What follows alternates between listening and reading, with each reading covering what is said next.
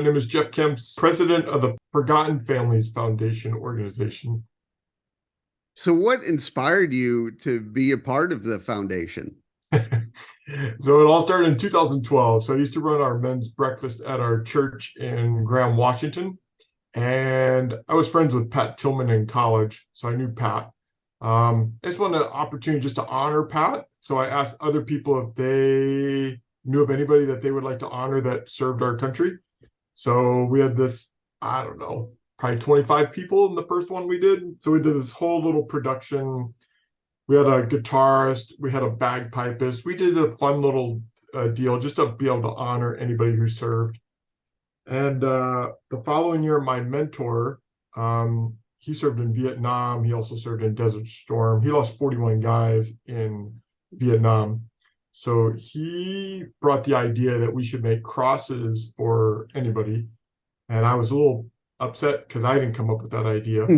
So I found a company, not a company, I found an organization out of Florida that was doing the crosses. So I kind of took their idea and then enhanced it a little bit by putting photos on it and a Bible verse and stuff as well. And the first year we had 119 crosses, I believe. And my mentor, he made all the crosses, wooden crosses, by hand. We laminated them, did the whole thing. It was a much bigger deal than I thought it was going to turn into. We had this big production, and it just kind of kept growing and growing and growing. There was a little girl who posted something on, or somebody posted this little girl on Facebook, and she lost her dad and just showed some boots. And I just said, hey, anybody know who this family is? I'd be happy to honor them. Well, my little Facebook message went viral, and I got hammered in a 3-day span of like 100+ people, mainly from Ohio, which was interesting. And then that's when I realized we had something bigger than I realized what we had at the time. So, long story short, it just kept growing and growing and growing. The last year we did a production was in 2019. We had 525 crosses. The crosses turned metal. So they were all wood crosses till 2019. We turned them into metal crosses and honored 525 people. We have Facebook Live videos, the whole shebang. And there you go. That's kind of the short end of the story right there for you. So, Yeah, how important is it to, be there for these families? it is words cannot describe. So I didn't serve our country. I was never in the military. I do cut my hair high and tight just to honor the military subtly. Um, it's probably one of the coolest experiences you'll ever have. To when we were doing these programs, there were people that were coming. We were doing them in Washington State. People were coming from Oregon or east of Washington. They couldn't come for the actual ceremony that we did, but people would just come just to see the crosses, or they would come to see their son or daughter. That was pretty that was intense. I would be there a couple times as we were doing things, and a family member would come by and say, hey, we can't stick around, but we just want to see our cross, and we're so grateful and thankful we did what we did. So words can't describe the words can't describe. That's all there is to say. So very cool to do. And then with the crosses, I saw that you have a permanent home for that. How is that? I do. So we moved from Washington State to Houston in 2020 because of the pandemic. And I met a person who was doing something honoring, and I told them about our crosses, and they hooked me up with an organization called the Hearts Museum up in Huntsville, Texas. And I spoke with them, and all the crosses were sitting in my garage up until then. My goal was to find a permanent location so they could be honored 365 days a year. We have a website where they're honored, but I wanted them to be honored daily. We installed them in 2021 before 9/11. So they've been on display since September of 2021 in Huntsville, Texas. So we donated the crosses to the museum, is what we did. So Yeah, what are some of the things that motivate you? with this, it's just an opportunity just to honor any of these family members who've lost their loved ones. Um, just an opportunity not to forget them.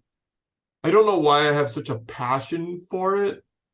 When you see a family member come to see their husband, son, or daughter, or wife, or whatever it is, the words can't describe it.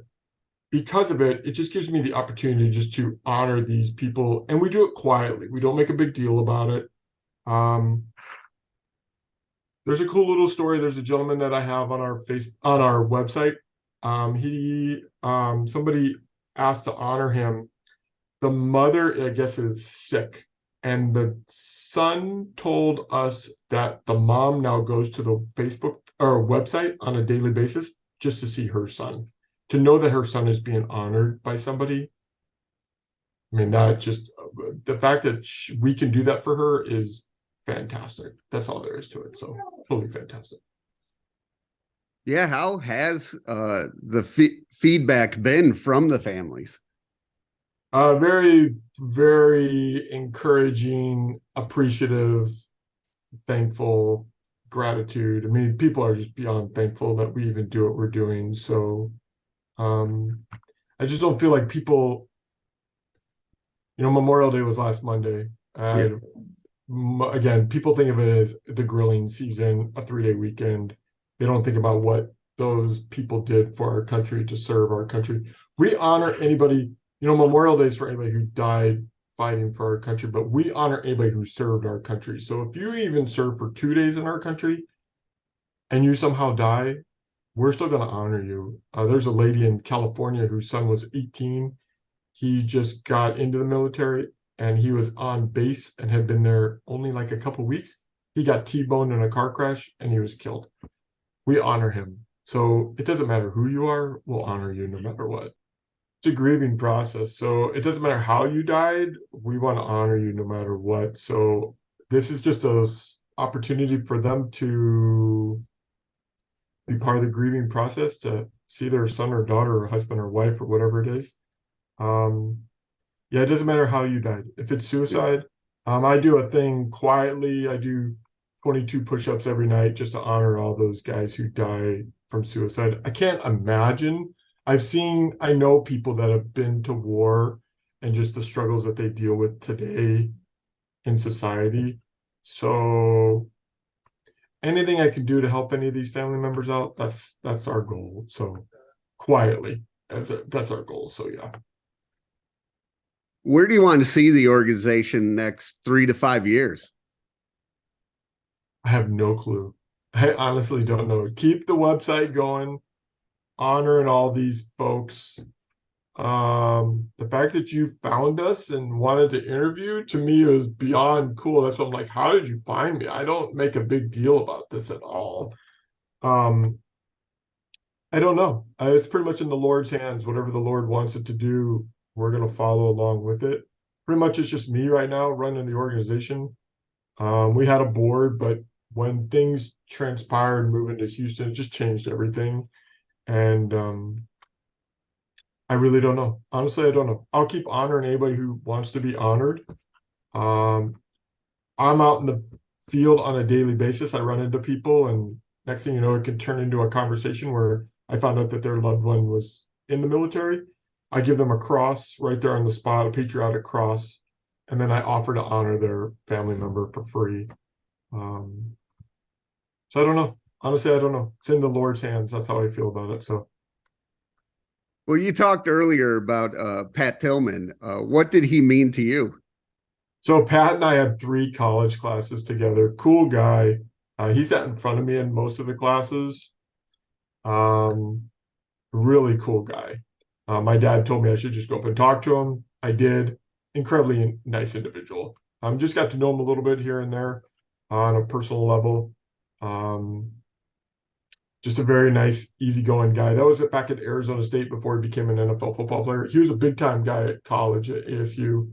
I got to learn a lot of new family members, all because of my small relationship I had with Pat. How can people reach out to you? So there's a website called ForgottenFamiliesFoundation.org. All of our photos are on there. There's a cool 2-minute video on there as well. You can reach us out on there. Believe it or not, I'm on TikTok. I got a Facebook page as well. And I guess you found me on Instagram. I don't really post anything on Instagram. I've been posting more on TikTok since I've noticed that's kind of the new trend in this world. Yeah. So, but you can reach me in however you want. So yeah, simple and easy. Well, thanks for taking the time to talk to me and share your mission. And it's a very important mission. So thank you. Well, I appreciate you looking out for me. I greatly appreciate it. I was excited when I saw you commented the other day by the email. I'm like, holy cow. So I greatly appreciate it. Thanks for doing what you're doing too. I've done a little research on you as well. And thanks for giving us the opportunity just to even discuss things. So greatly appreciate it.